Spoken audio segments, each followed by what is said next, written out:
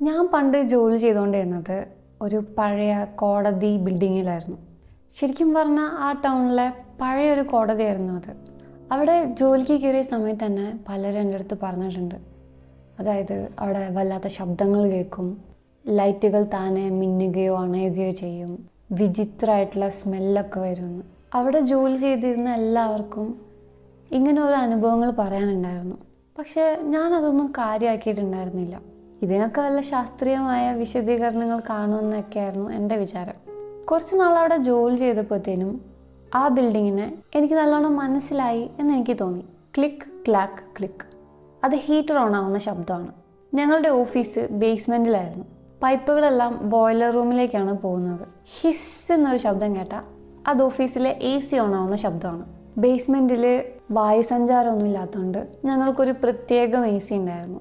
ക്ലങ്ക് ക്ലങ്ക് അങ്ങനൊരു ശബ്ദം കേൾക്കുകയാണെങ്കിൽ അത് ബ്രേക്ക് ഏരിയയിലെ ഫ്രിഡ്ജിനുള്ളിലെ ഐസ് മെഷീൻ വർക്കാവുന്നതാണ്. വുഷ് എന്നൊരു ശബ്ദം കേൾക്കുകയാണെങ്കിൽ മുകളിലെ നിലയിൽ ആരെങ്കിലും ടോയ്ലറ്റ് ഫ്ലഷ് ചെയ്യുമ്പോൾ പൈപ്പിലൂടെ വെള്ളം പോകുന്ന ശബ്ദമാണ്. ലൈറ്റ് മിന്നുന്നതിനെ പറ്റി എനിക്ക് തോന്നിയിരുന്നത് അവിടുത്തെ വയറിംഗ് തകരാറിലാണെന്ന്.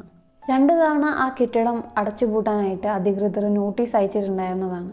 പിന്നെ ആ ഒരു ബാഡ് സ്മെല്ലെന്ന് പറഞ്ഞത് അത് ഓരോരുത്തരുടെ വൃത്തിയുടെ കുഴപ്പമായിരിക്കുമെന്ന് ഞാൻ കരുതി. ഞാൻ അവിടെ സ്കൂൾ ഡിസ്ട്രിക്റ്റിലെ സെക്യൂരിറ്റി ഡിസ്പാച്ചറായിട്ടാണ് ജോലി ചെയ്യുന്നത്. മിക്കവാറും നൈറ്റ് ഡ്യൂട്ടി ആയിരിക്കും. എല്ലാ സ്കൂളുകളിലും പിന്നെ ഞങ്ങളുടെ ഓഫീസിൻ്റെ ഓരോ നിലയിലും ക്യാമറകളുണ്ടായിരുന്നു. കൂടാതെ ഒരു ഡയൽ-അപ്പ് അലാം സിസ്റ്റവും ഉണ്ടായിരുന്നു. ആരെങ്കിലും സെക്യൂരിറ്റി സോണിൽ ശബ്ദം ഉണ്ടാക്കിയാൽ അലാം അടിക്കും. എനിക്ക് ഉടനെ ആ സ്ഥലത്തെ ക്യാമറ ചെക്ക് ചെയ്യാനും അവിടുത്തെ ശബ്ദം ഫോണിലൂടെ കേൾക്കാനും പറ്റും. എൻ്റെ ആദ്യത്തെ അനുഭവം ലിഫ്റ്റുമായി ബന്ധപ്പെട്ടതായിരുന്നു. രാത്രി 12:30 ക്ലീനിങ് സ്റ്റാഫ് പോയി കഴിഞ്ഞാൽ പിന്നെ ആ കെട്ടിടത്തിൽ ആരും ഉണ്ടാകാൻ പാടില്ലാത്തതാണ്. ഒരു ദിവസം രാത്രി 1-ാം നിലയിലെ ലോബിയിൽ നിന്ന് അലാം അടിച്ചു. ഞാൻ ക്യാമറയിൽ നോക്കിയപ്പോൾ ഒന്നും കണ്ടില്ല, ശബ്ദവും കേട്ടില്ല. ചിലപ്പോൾ ആ സിസ്റ്റം കേടാകുമ്പോൾ ഇങ്ങനെ തെറ്റായ അലാം അടിക്കാറുണ്ട്.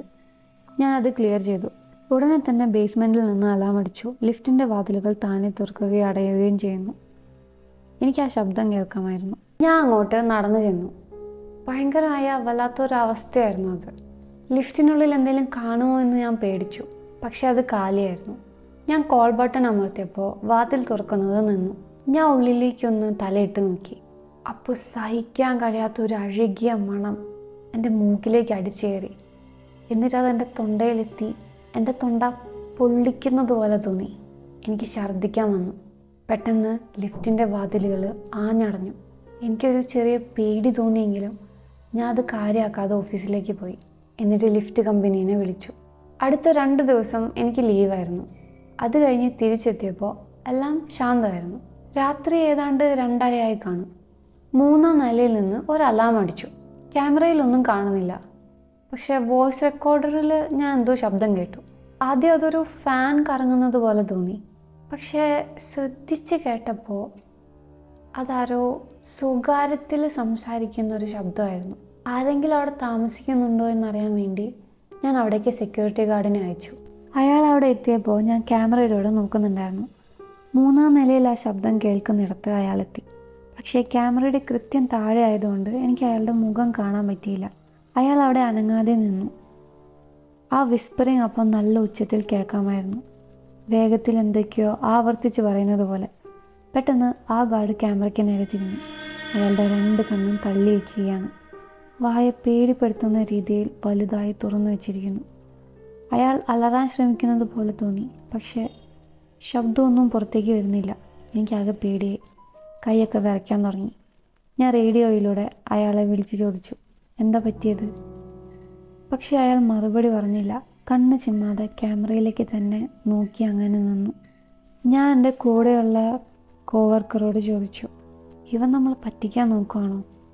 പുള്ളി ആകെ പേടിച്ചു പോയി തലയാട്ടി.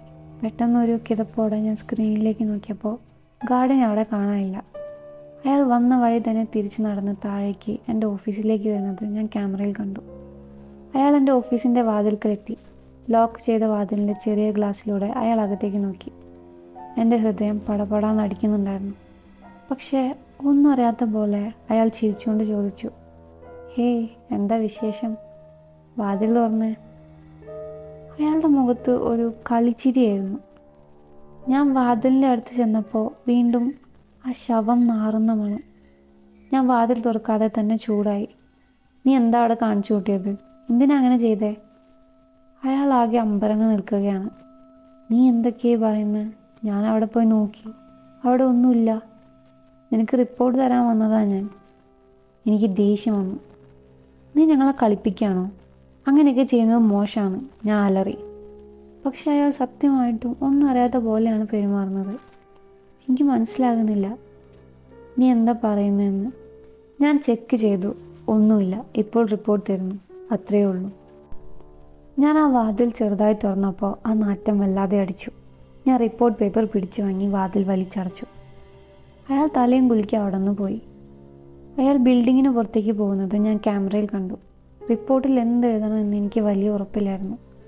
ഗാർഡ് പോയതോടെ ആ വിസ്പറിങ്ങും നിലച്ചു. അതുകൊണ്ട് ഏരിയ സുരക്ഷിതമാണ് എന്ന് മാത്രം ഞാൻ എഴുതി. അപ്പോഴാണ് മേശപ്പുറത്തിരുന്ന ഗാർഡിൻ്റെ റിപ്പോർട്ട് ഞാൻ ശ്രദ്ധിക്കുന്നത്. അത് വായിച്ചപ്പോൾ എൻ്റെ കിളി പോയി. അതിലെഴുതിയിരുന്നത് ഇങ്ങനെയായിരുന്നു: നീ എന്നെ കാണാൻ ശ്രമിക്കുമ്പോൾ ഞാൻ നിന്നെ നോക്കി നിൽക്കുകയാണ്. എനിക്ക് നിന്നെ കാണാം, പക്ഷെ നിനക്ക് എന്നെ കാണാൻ കഴിയില്ല. ഞാൻ പേടിച്ച ഉടനെ അയാളെ റേഡിയോയിൽ വിളിച്ചു. പക്ഷെ മറുപടിയില്ല.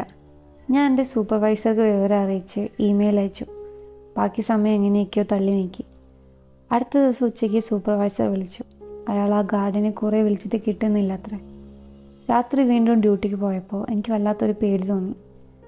ആ പടിക്കെട്ടുകളിലൂടെ നടക്കുമ്പോൾ ആരും എന്നെ നോക്കി നിൽക്കുന്നത് പോലെ. ക്യാമറയല്ല, മറ്റെന്തോ ഒന്ന്.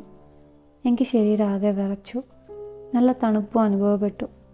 പെട്ടെന്ന് നടന്ന് ഓഫീസിൽ എത്തുന്നതിന് മുൻപ് വീണ്ടും ആ നാറ്റം മൂക്കിലേക്ക് അടിച്ചു. ഞാൻ ഓഫീസിനുള്ളിൽ കയറി വാതിൽ വലിച്ചടച്ചു. കുറച്ച് കഴിഞ്ഞ് ക്ലീനിങ് സ്റ്റാഫ് ജോലി കഴിഞ്ഞ് ഇറങ്ങുന്നത് കണ്ടു. സാധാരണ അവർ ക്യാമറയിൽ നോക്കി കൈ വീശാറുള്ളതാണ്. പക്ഷെ അന്ന് അവർ തല പോലും ഉയർത്താതെ നേരെ പുറത്തേക്ക് പോയി. അവർ പോകുന്ന വഴിക്ക് ഒരാളുടെ വായ വല്ലാതെ തുറന്നിരിക്കുന്നത് പോലെ എനിക്ക് തോന്നി. ചിലപ്പോൾ കോട്ടുവായ ഇട്ടതാകാം എന്ന് ഞാൻ കരുതി. സൂപ്പർവൈസറുടെ മെയിൽ വന്നു. ഗാർഡിനെ ഇതുവരെ ബന്ധപ്പെടാൻ കഴിഞ്ഞിട്ടില്ല. സംസാരിക്കുന്നത് വരെ അയാൾ ജോലിക്ക് വരണ്ട എന്നറിയിച്ചിട്ടുണ്ട്. പകരക്കാരനായി വേറെ ഗാർഡ് വരുമെന്ന് അറിഞ്ഞപ്പോൾ എനിക്ക് സമാധാനമായി. കുറച്ച് മണിക്കൂർ കഴിഞ്ഞ് മറ്റ് സ്കൂളുകളിൽ നിന്നുള്ള അലാമൊക്കെ കഴിഞ്ഞപ്പോൾ പെട്ടെന്ന് എൻ്റെ ബിൽഡിങ്ങിൻ്റെ 2ാം നിലയിൽ നിന്ന് അലാം അടിച്ചു. അത് ചെക്ക് ചെയ്യാൻ എനിക്ക് നല്ല പേടിയുണ്ടായിരുന്നു. എങ്കിലും ജോലിയല്ലേ. ഞാൻ ക്യാമറ നോക്കി. പക്ഷേ 2ാം നിലയിലെ ആ ക്യാമറ ഫുൾ ബ്ലാക്ക് ആയിരുന്നു. ഒന്നും കാണാൻ പറ്റുന്നില്ല. ക്യാമറ കേടായതാണോ എന്ന് കരുതി ഞാനത് രാവിലെ നോക്കാൻ മാറ്റിവെച്ചു. ഞാൻ അലാം സിസ്റ്റം വഴി അവിടെ എന്തെങ്കിലും ശബ്ദമുണ്ടോ എന്ന് ശ്രദ്ധിച്ചു. കുറച്ച് നേരം വല്ലാത്ത നിശബ്ദതയായിരുന്നു. പക്ഷെ പെട്ടെന്ന് ആ നിശബ്ദത്തെ കീറി മുറിച്ചുകൊണ്ട് ഒരു ശബ്ദം കേട്ടു. ഇത്തവണ അത് വെറും ഒരു വിസ്പറിങ് ആയിരുന്നില്ല. ഗാംഭീര്യമുള്ള ഒരു പുരുഷ ശബ്ദമായിരുന്നു അത്. അയാൾ വീണ്ടും വീണ്ടും വേഗത്തിൽ ഇങ്ങനെ പറഞ്ഞുകൊണ്ടിരുന്നു: നീ എന്നെ നോക്കുന്നത് പോലെ ഞാൻ നിന്നെ നോക്കി നിൽക്കുകയാണ്. എനിക്ക് നിന്നെ കാണാം, പക്ഷെ നിനക്ക് എന്നെ കാണാൻ കഴിയില്ല. അതിനുശേഷം ചിരി പോലെയുള്ള ഒരു വലിയ ശബ്ദം കേട്ടു. എനിക്കാകെ വട്ടുപിടിക്കുന്നത് പോലെ തോന്നി. ഞാൻ ഉടനെ റേഡിയോ വഴി ഒരു ഗാർഡിനെ വിളിച്ചു. പക്ഷേ അടുത്തുള്ള ഒരേ ഒരു ഗാർഡ് ടൗണിൻ്റെ അപ്പുറത്താണ്. എത്താൻ കുറഞ്ഞത് 1/2 മണിക്കൂർ എടുക്കും. എൻ്റെ കൂടെയുള്ള സഹപ്രവർത്തകൻ പേടിച്ച് വെച്ച് സ്ക്രീനിലേക്ക് നോക്കിയിരിക്കുകയായിരുന്നു. പെട്ടെന്ന് അയാളുടെ കണ്ണ് തള്ളി, മുഖം വെള്ളറി വെളുത്തു. ഞാൻ സ്ക്രീനിലേക്ക് നോക്കിയപ്പോൾ കണ്ട കാഴ്ച പേടിപ്പെടുത്തുന്നതായിരുന്നു. അവിടെ ഇപ്പോൾ ഇരുട്ടല്ല. 2ാം നിലയിലെ ആ ഇടനാഴിയിൽ ഒരു കറുത്ത രൂപം നിൽക്കുന്നു, ഒരു നിഴൽ പോലെ. പക്ഷെ അത് കറുത്ത പുക കൊണ്ട് ഉണ്ടാക്കിയതാണെന്ന് തോന്നും. പെട്ടെന്ന് സ്പീക്കറിലൂടെ ആ ഭീകരമായ ശബ്ദം വീണ്ടും കേട്ടു: നിനക്കിപ്പോൾ എന്നെ കാണാൻ പറ്റുന്നുണ്ടോ? പിന്നെ ചെവി പൊട്ടുന്ന പോലെയുള്ള ഒരു അലർച്ചയായിരുന്നു. അതോടെ എല്ലാം ഇരുട്ടായി.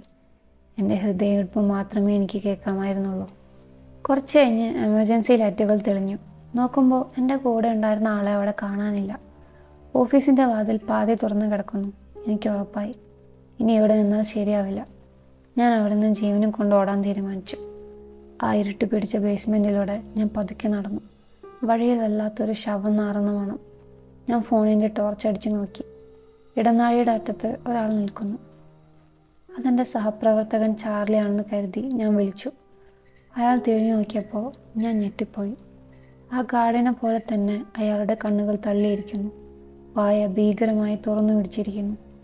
ഞാൻ പേടിച്ച് പുറകോട്ട് ഓടിയപ്പോൾ ഇടനാഴിയുടെ അപ്പുറത്തെ അറ്റത്തും ഇതുപോലെ ഒരു രൂപം. നിനക്കെന്നെ കാണാമോ? ആ ശബ്ദം വീണ്ടും കേട്ടു. മരണവെപ്രാളത്തിൽ ഞാൻ ചാർലിയുടെ അടുത്തു കൂടെ ഓടി. ഞാൻ കടന്നുപോയപ്പോൾ അയാൾ എങ്ങനെയോ ശബ്ദം ഉണ്ടാക്കി. ഞാൻ കാണുന്നുണ്ട് എന്ന്. എങ്ങനെയൊക്കെയോ പടിക്കെട്ടുകൾ ഓടിക്കയറി ഞാൻ പുറത്തെത്തി. പുറകിൽ നിന്നാരോ എന്നെ നോക്ക് എന്ന് വിളിച്ചു പറയുന്നുണ്ടായിരുന്നു. പക്ഷെ ഞാൻ തിരിഞ്ഞു നോക്കിയില്ല. പാർക്കിംഗ് ലോട്ടിൽ എൻ്റെ കാറിൻ്റെ അടുത്തേക്ക് ഓടിയപ്പോൾ ആരോ എൻ്റെ തോളിൽ പിടിച്ചു. ഞാൻ പേടിച്ച് നിലവിളിച്ചു പോയി. നോക്കുമ്പോൾ അത് ഞാൻ വിളിച്ച ഗാർഡാണ്. അയാൾ എന്നെ അയാളുടെ കാറിൽ കയറ്റി അവിടെ നിന്നും മാറ്റി. പിറ്റേന്ന് എൻ്റെ കാർ എടുക്കാൻ കാമുകിയോടൊപ്പം ഞാൻ അവിടെ ചെന്നു. അവിടെ സൂപ്പർവൈസർ നിൽക്കുന്നുണ്ടായിരുന്നു. അയാൾ എന്നെ കണ്ടതും ചൂടായി. നീ എങ്ങോട്ടാ പോയത്? ചാർലി ഇന്ന് രാവിലെ എന്നെ വിളിച്ചു. നീ പണി പാതി വഴിയിൽ ഉപേക്ഷിച്ച് പോയെന്ന് പറഞ്ഞു. എനിക്ക് വിശ്വസിക്കാൻ കഴിഞ്ഞില്ല. ചാർലി നിങ്ങളെ വിളിച്ചെന്നോ? എനിക്കൊന്നേ പറയാനുള്ളൂ. ഞാൻ ഈ പണി നിർത്തുകയാണ്. ഞാൻ അവിടെ നിന്ന് ഇറങ്ങിപ്പോന്നു. ഒരാഴ്ച കഴിഞ്ഞ് ഞാൻ അറിഞ്ഞു, അന്ന് 3-ാം നിലയിൽ പോയ ഗാർഡ് ആത്മഹത്യ ചെയ്തുവെന്ന്. അവൻ്റെ കണ്ണുകളും വായും തുറന്നു കിടക്കുന്ന നിലയിലായിരുന്നു. പിന്നെ ആ കെട്ടിടത്തിലുണ്ടായിരുന്ന 2 ക്ലീനിങ് സ്റ്റാഫും എൻ്റെ കൂടെ ഉണ്ടായിരുന്ന ചാർലിയും ആത്മഹത്യ ചെയ്തു. എല്ലാവരും അതേ രൂപത്തിലായിരുന്നു മരിച്ചു കിടന്നത്. ഞാൻ അന്വേഷിച്ചപ്പോൾ 1922 ആ കെട്ടിടം കോടതി ആയിരുന്ന സമയം ഇതുപോലെ ഒരുപാട് ജീവനക്കാർ അവിടെ ആത്മഹത്യ ചെയ്തിട്ടുണ്ടെന്ന് എനിക്ക് മനസ്സിലായി. ഇപ്പോൾ വർഷങ്ങൾ കഴിഞ്ഞു, ഞാൻ അവിടേക്ക് പോവാറില്ല. എങ്കിലും എപ്പോഴെങ്കിലും ആ കെട്ടിടത്തിൻ്റെ മുന്നിലൂടെ പോവേണ്ടി വന്നാൽ ഞാൻ ആ 3-ാം നിലയിലേക്ക് നോക്കും. അവിടെ ഇരുട്ടിൽ ആരെങ്കിലും എന്നെ നോക്കി നിൽക്കുന്നുണ്ടോ എന്ന് ഭയന്ന്.